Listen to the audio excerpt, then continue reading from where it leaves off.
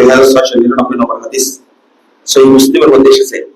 রাসূল সাল্লাল্লাহু আলাইহি ওয়াসাল্লাম বলেন, কিয়ামতের দিন আল্লাহ বলবেন, ইয়া ইবনে আদম ইন্নী মারিস্তু ফালাম তাউদনি, হে আদম সন্তান, আমি অসুস্থ ছিলাম, তুমি আমাকে সেবা দাওনি, আমার সেবা করোনি। বলবে,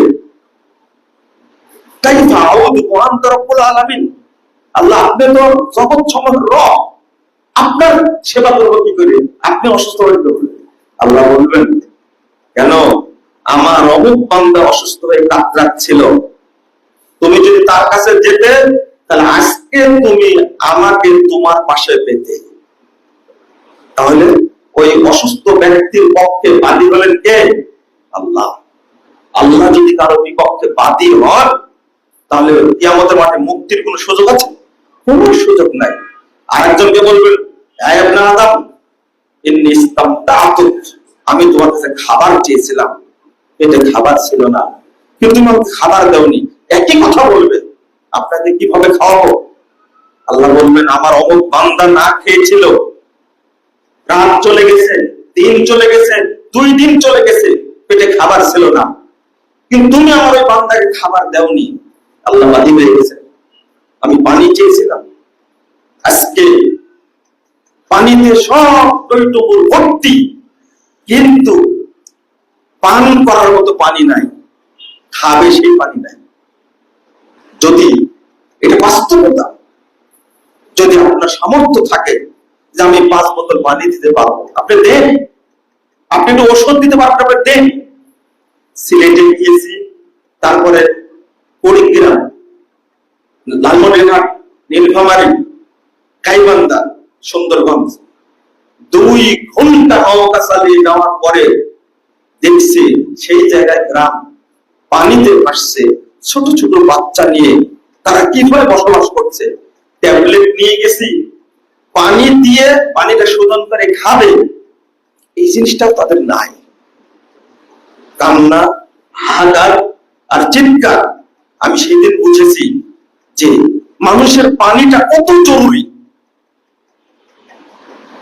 আমরা যদি না দাঁড়াই, একটা হাদিস আসছে, রাসূল সাল্লাল্লাহু আলাইহি ওয়াসাল্লাম বলেছেন, কিয়ামতের মাঠে কুল্লু মুতাআল্লিকিন কুল্লু মুতাকাল্লিমিন জাহিল।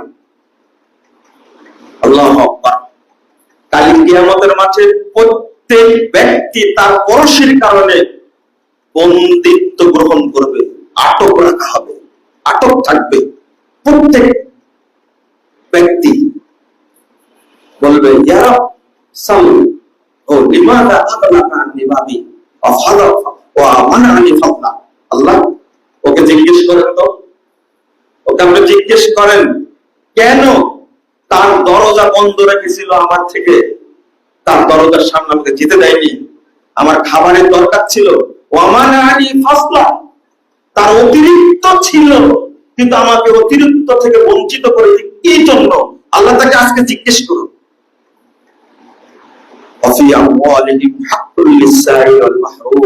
আল্লাহ বলছেন, তাদের সম্পদে এই বঞ্চিত, অসহায়, পীড়িত মানুষের কি আছে? অধিকার আছে, হক আছে। আজকে আমি ধনী হয়েছি, আমি গর্ব করে বলি আমার টাকায় আমি ধনী হয়েছি, তোমার দায় আসে কি? না, এই অহংকার করবেন না। আল্লাহ রাব্বুল আলামিন, আল্লাহ রাসূল বলেন, ইবনি দুআফাকুম, তোমরা আমাকে খোঁজ করো, খুঁজো দরিদ্রদের মাঝে। ফাইন্নামা তুরযাকুনা ওয়া তুনসারুনা বিদুআফাইকুম, কারণ তোমাদের উপরে আল্লাহর সাহায্য নেমে আসে, আল্লাহ তোমাদেরকে রিজিক দান করেন ওই সমস্ত অসহায়, অসুস্থ, দুস্থ মানুষের কারণে আল্লাহ রিজিক দান করেন। আমি ধনী হয়েছি, এটা আমার ক্রেডিট না, এটা আমাকে ধনী করেছেন, আমার সম্পদ থেকে যেন ওই অসহায় মানুষদেরকে আমি বিতরণ করি। কিন্তু আমি আজকে গর্ব করে বলছি, এই গর্ব থাকবে না কিয়ামতের মাঠে। আল্লাহ রাব্বুল আলামিন বলেছেন, যখন মারা যাবে এই সমস্ত মুনাফিকরা, ইয়াদরিবুনা বুজুহাহুম ওয়া আদবারহুম ওয়া যুকু আযাবাল হারিক, আল্লাহ বলেছেন, ফেরেশতারা আসমান থেকে, অসংখ্য ফেরেশতা আসমান থেকে তাদের পেটে এবং পিঠে মারতে থাকবে, মুখে মারবে, পিঠে মারবে, তো ওয়াদাবাল হারিম, যখন পিঠে চিৎকার করবে আর আল্লাহর কাছে বলবে হাত্তা ইজা জাআতুহুমুল মাউত ক্বালা রাব্বিরজিউন, আল্লাহর কাছে বলবে আল্লাহ মৃত্যু চলে এসে তুমি আবার দুনিয়াতে ফেরত দাও, লাআল্লি আমালু সালিহান ফীমা তারাক, আমি ওই আমলটা করব যে আমলটা করতে পারিনি। ইনফাক ফি সাবিলিল্লাহ, মুখে মুনাফিক সব ইবাদত করেছে কিন্তু দান সাদাকা যাকাতের যে অংশ সেটা মানুষকে দেয়নি। এখন বলছে আল্লাহ একটু দুনিয়াতে ফেরত দাও, আমি দান করে আসবো, তুমি আমাকে ফেরত দাও। আল্লাহ ধমক দিয়ে বলবেন কাল্লা ইন্নাহা কালিমাতুন ওয়া কায়লুহা, এটা ওর কথার কথা মাত্র, ও ধোঁকাবাজ। আল্লাহ বলছেন ওয়ানফিকু মিম্মা রাযাকনাকুম মিন ক্বাবলি আন ইয়াতিয়া আহাদাকুমুল মাউত ফায়াকুলু রাব্বি লাউলা আখখারতানি ইলা আজালিন করিব, মৃত্যু আসার আগে আমি যা দিয়েছি তার থেকে তোমরা দান করো। যখন মৃত্যু চলে আসবে তখন বলবে রব্বি লাউলা আখখারতানি ইলা আজালিন করিব, আল্লাহ একটু সময় দাও, আল্লাহ একটু সময় দাও। দেখেন আল্লাহ যখন দুনিয়াতে ফেরত দিল না আবার দাবি করছে আল্লাহ একটু সময় দাও, ফাসাদদাকা ওয়া কুম মিনাস সালিহিন, আমি কি করব? সাদকা করব এবং সৎ বান্দাদের অন্তর্ভুক্ত হয়ে যাব। আল্লাহ সময় দিবেন, ওয়ালাই ইউআখিরুল্লাহু নাফসান ইযা জাআ আজালুহা, আর সময় দিবে না। কিয়ামতের মাঠের অবস্থা আরো ভয়াবহ। আজকে 5 টাকা 10 টাকা দেয় না গরিবকে, আমরা তো বুঝি, আপনিও বোঝার চেষ্টা করেন। 110 জন ইতিম আমার তত্ত্বাবধানে পরিচালিত হয়। একটা দৃশ্য বারবার মনে আসে, বাপওয়ালা বাচ্চাগুলো যেগুলো যখন দেখতে আসে মাদ্রাসায় তখন কিছু না কিছু ফলমূল নিয়ে আসে, কিন্তু ইতিম বাচ্চাদেরকে দেখতেও আসে না, কেউ দেখতে আসে না। আপনি নিজেরটাই মনে করেন, আপনার বাচ্চাটা বাড়িতে থাকলে বাড়িতে না আসা পর্যন্ত খেতে চায় না, না আব্বুর সাথে খাবো, কিন্তু এই এতিম বাচ্চাগুলো কাউকে আব্বু বলে ডাকতে পারে না। আব্বু ডাক, আজকে আপনার সন্তান মারা গেলে, আপনি মারা গেলে আপনার সন্তানটা এতিম, এই ভাবনাটা আপনাকে ভাবতে হবে, চিন্তা করতে হবে। একটা বাচ্চা পানির মধ্যে ডুবে যাচ্ছে, ওই চিন্তাটা আপনার মাথায় যদি আমার বাচ্চাটা হতো, এই অসুস্থ পীড়িত ওই লোকটা যদি আমার মা হতো, আল্লাহ আমাকে ভালো রাখছেন আলহামদুলিল্লাহ, তবে আমি তাদেরকে উদ্ধারের জন্য চেষ্টা করি, এই অনুভূতি যদি আমার মধ্যে না আসে, কিয়ামতের মাঠে আপনি সব দিতে চাইবেন। ইয়াওয়াদ্দুল মুজরিমু ইয়াওমাইদিন ইয়াওমাইদিন বিবানি ওয়া সাহিবাতিহি ওয়া আখি ওয়া ফাদিলাতিহি আল্লাতী তুবি, আল্লাহ বলেন এই মুনাফিক কিয়ামতের মাঠে আল্লাহকে বলবে আল্লাহ তুমি আমার সন্তানকে এবং আমার